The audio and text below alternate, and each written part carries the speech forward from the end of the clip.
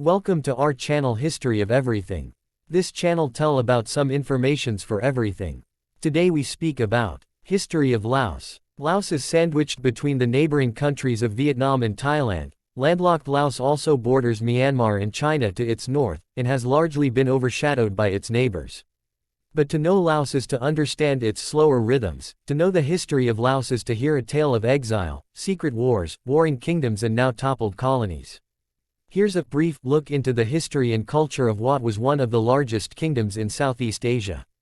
The Lao people were a tribe originally from Yunnan, China, who were pushed south to the border of the Khmer Empire in the 13th century.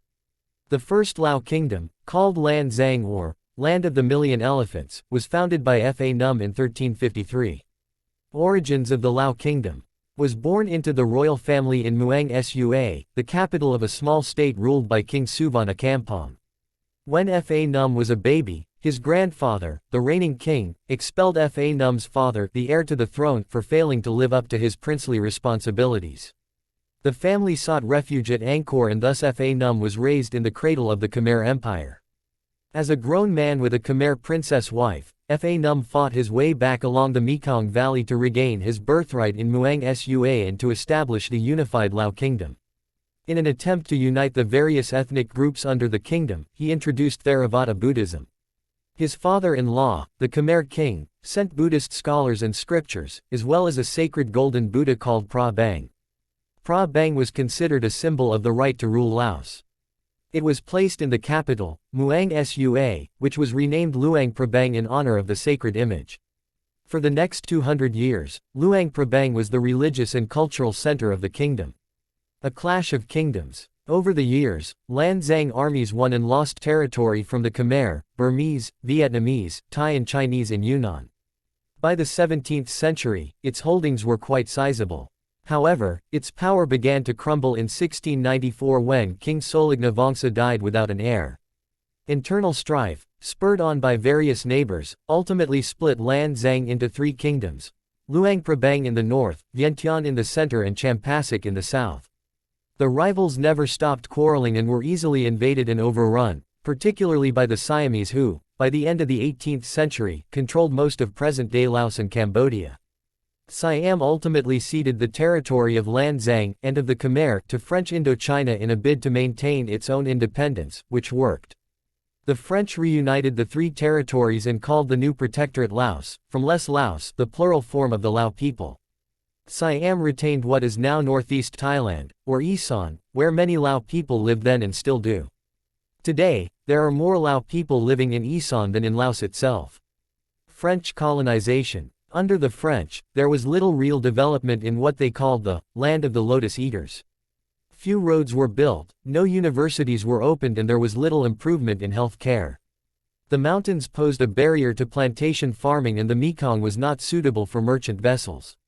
About the only real commercial activity was the export of opium. In all of Laos, there were only a few hundred French. The colonizers preferred to import Vietnamese to staff the administration while the Chinese engaged in trade.